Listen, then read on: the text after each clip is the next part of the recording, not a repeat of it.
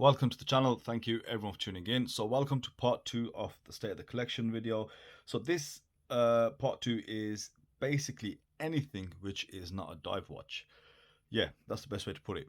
So let's start off, let's get straight into it. So the first one I want to show you guys is a beautiful Chinese watch from the brand called Mera.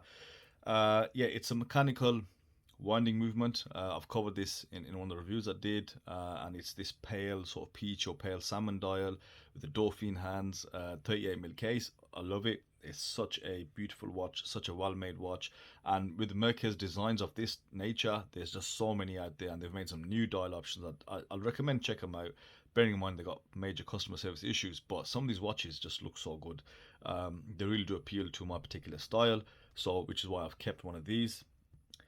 Since we are talking about Mera, let's talk about another two.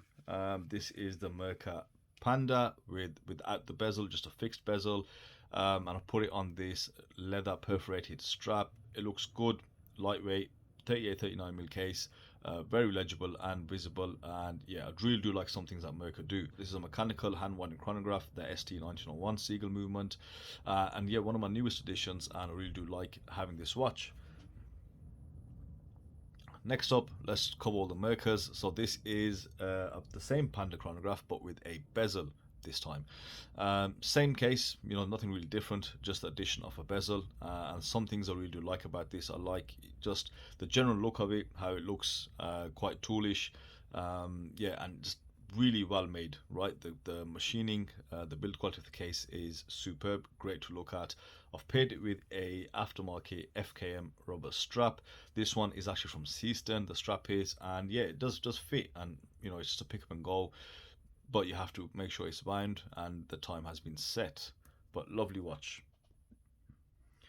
Next up is the Seiko 5, a very popular watch, guys. I think a lot of people have these, and if you haven't, I recommend you get it because you can still get them across the internet. They have started to creep up in price, God knows why, but this is the SNSX, I believe 779. They do loads of models for this. You can get a full gold one, which I sold, I think, last year. They do, yeah, blue dials, all sorts, right? But I stuck with the grey dial. I mean, the grey dial reminds me of the 62 Mass, but it just looks really good. It doesn't look as cheap as it is. Even the bracelet is very nice, but the watch case itself is an absolute strap monster as well. I keep it on the bracelet because I find it very comfortable, and overall it's a good watch. It's just a bit dated, you know, you have to wind it yourself, because it doesn't have a hand winding mechanism. It's a 7S movement, so as long as you get that done, yeah, you could wear it for a fair while. I've also got the Seaston here. This is the GS style homage, the GS heritage homage. I kept the one I reviewed. It's that white dial, and I think when it came to that watch in particular, this was the best dial to go for, with the blued seconds hand, dolphin hands, because there's texturing present, right? You can see this linear brushing on the, and it's not even as well, so it doesn't look machined. It looks natural, if that makes sense. So I love that texture. And just a white dial watch, I think people do need one with the blue hands. And the bracelet as well is exceptional. The case finishing is superb, fits really good, and this does get worn now and then. Then next up is the Seiko Alpinist paired with what is this? These are not Uncle Seiko. Who are the other ones? Strap Code, right? Strap Code, bicolor bracelet. Not to everyone's taste, but I feel it goes really well together. Of course, paired with a brown leather strap, looks awesome as well. So this one, yeah, I've had this for a long time, and of course you guys know why. This is definitely staying. Now, this is not all of them. I've got the others in this watch case here by Mirage Luxury Travels, whatever. And yeah, I covered a video where I showed you what I'm going to put in here. So let's just give you a quick look at these. So I've got the blue Alpinist here, and I've covered these plenty of times, so I'm not going to go into them in too much detail. The Saab 35 modded with the Saab 37 aftermarket. Got the Presage Cocktail Time.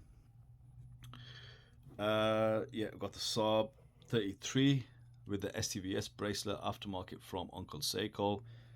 And I've also got the brown dial, the chocolate dial from King Seiko. Stunning dial. Very overpriced watch, definitely, but that dial, man, you could look at this all day. Brown should be the new black. And then I've got the SCVS 001, which is basically a Saab, a cream or a champagne dial, with some gold markers with that SCVS bracelet. So that's those 6. They're going to stay in here. I'll put the others in the watch box. And how are we doing for time? We seem to be doing all right. So another one that's in the collection is the SH watch. For the time being, this is in the collection. Is the SW 200. I probably won't keep it for that long, but it looks all right. You know, I've wore it. I actually do like wearing it on the wrist. The value on this is crazy, as you guys saw, and the finishing is good. So this is definitely staying for the time being. I really do like a lot of things about this watch. Now, what I'm also going to do, I'm going to cover, because we haven't really gone that far into the video, it's only been 5-6 minutes. I'm actually going to cover all the Chinese watches I also have from AliExpress. So we'll cover those, and the last part is going to be just Seiko divers, which is by far the biggest category.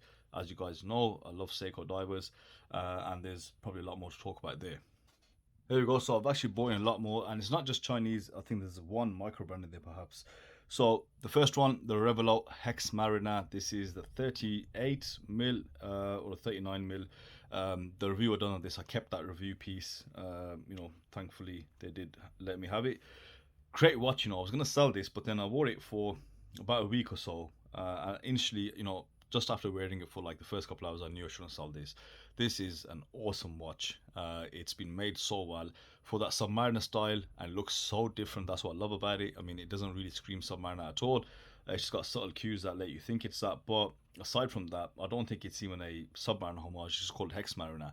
They've done this so damn well. There's everything about this watch I really do like. I love the build quality, and I love how different it actually is, and it wears awesome. So Revelo come back with stuff like this. So that's one there. Then quick one, I won't show you this for too long. The BB58 homage that I did. I like it because it's dateless. I like the 55 fathoms thing on it, and of course it's so easy to set up and go. And the case is good as well, so I keep all of this, and I do wear this from time to time. Then next up, we've got another mod here, Proxima MM300. Of course, you guys know I've got the SPDX 017, sorry, which is the MM300. So I'll be doing a comparison with these two in a couple of weeks. Not have the time for it just yet. But yeah, the Proxima is my first one, my first watch that I bought from AliExpress, and I've had it since then. Still runs perfectly fine. It's on the original movement that it came with, the NH35. Stunning watch, really good watch, probably the best watch from Proxima. So I bought 3 watches from AliExpress. The first time I bought from AliExpress, it was this, the SD1970, it was the Proxima, and it was the Heimdall 62 Mass. That no longer is here. However, the Steel Dive SD1970, this is the first iteration, has stayed. It's got the first, you know, bezel on there. I think the bezel inset's cracked. I mean, I wore this watch everywhere. I particularly put it on for jobs that I was doing, which was quite difficult, or, you know, hard wearing, manual, laborious jobs. This Steel Dive lasted. I mean, I've not worn it for such a long time. I've just got it for the nostalgia, to be honest. So this is the SD1970. Great watch from Steel Dive. Probably the best watch they ever made. Then moving on, I've got the iPose Ixendao Serica Homage 5303. You guys know everything you need to know about this. So this is definitely a keeper. Another white dial watch, but a white dial diver. Great looks, great fit, finish. Everything about this watch I really love. Next up, I've got another mod. It's a 62 mass homage mod, using the 54 watch case. For 62 masses, 54 watch, I've got the best 62 mass case in terms of originality, followed by C-Stern, which is the best overall case. But yeah, I kept this, I modded this a long time ago, and yeah, this is definitely not gonna go anywhere for the time being. Paired with a tropical strap, yeah, looks good. Definitely gives me those vintage 62 mass vibes. Definitely scratches that itch. So now the last 3 watches I've got to show you, they're all from Mecca. So let's start off with, I think these are all discontinued, by the way. This one isn't discontinued. This is actually the guy who runs Mecca. This is his personal watch. I harassed him that badly about it. He ended up giving me his own one. It's a GMT, it's a Zin homage, but it still is quite different from the UTC. Again, it's got similar looks, which I like in these pilot watches, right? It's got these tool-like bezels, you know, the case, very angular case. That bezel rotates so good. There's just something about this that really does appeal to me. I've paired it with a FKM, you know, tropical style strap.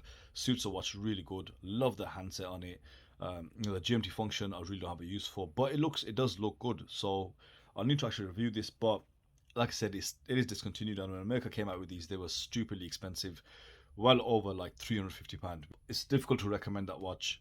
It's also got a box, not a sapphire, I believe this is mineral, but I could be wrong. But yeah, other than that, the watch looks good.